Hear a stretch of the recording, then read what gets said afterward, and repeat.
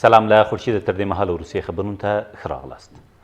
کورنۍ چارو وزارت وایي د پنجشیر ولایت لپاره د طالبان نومول شوی مرستیال والي په کاپیسا کې ووژل شو.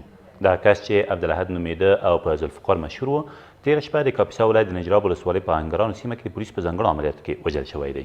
د کورنۍ چارو وزارت ویان زیاتوي په دې عملیاتو کې 15 نور طالبان هم وژل شوي او یو شمېر وسلې هم په عملیاتو کې د شاملو ځواکونو لاسته ورغلي دي.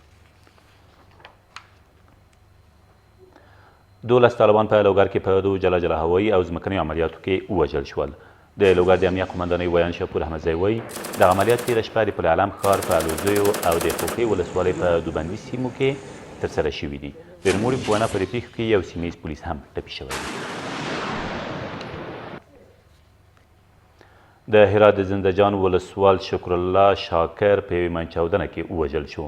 د هرات سیمه ییز مسؤلین وایي نوموړی تېره ورځ له خپل یوه ورور او یوه ساتونکي سره یو ځای هغه مهال ووژل شو چې موټر یې په ځای پر ځای شوي ماین ور برابر شو.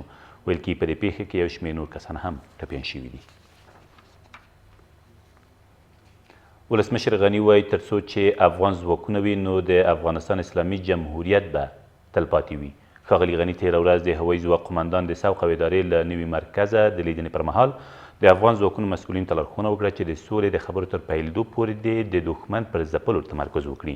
د نوموړي په وینا له افغان ځواکونو سره د همکارۍ، تمویل او تجهیز په برخو کې شوې نړیوالې ژمنې او تړونونه لا هم پر خپل ځای دي.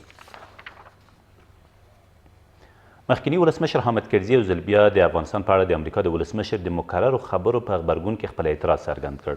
ډونالډ ټرمپ 2 ورځې مخکې یو ځل بیا ویلي چې کولی شي په 4 ورځو کې په افغانستان کې د امریکا په جګړه کې بریا خپله کړي، خو نه غواړي 10 میلیونه کسان ووژل شي. ښاغلي کرزي تېره ورځ د افغانستان لپاره د ملګرو ملتونو له استازي تدامي چیاماماتو سره په کتنه کې له نوموړي وغوښتل چې په دې برخه کې د افغان ولس اندېښنې د ملګرو ملتونو لوی منشي ته ورسوي.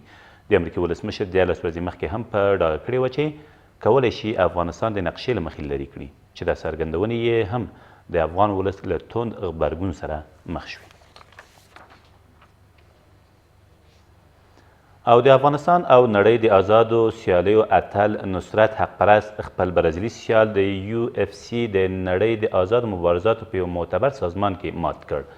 ښاغلي حقپرست خپل برازیلي سیال ژاکویم سیلوای تېره شپه په دویم پړاو سیالیو کې له مخې لرې او د سیالیو اتل شو.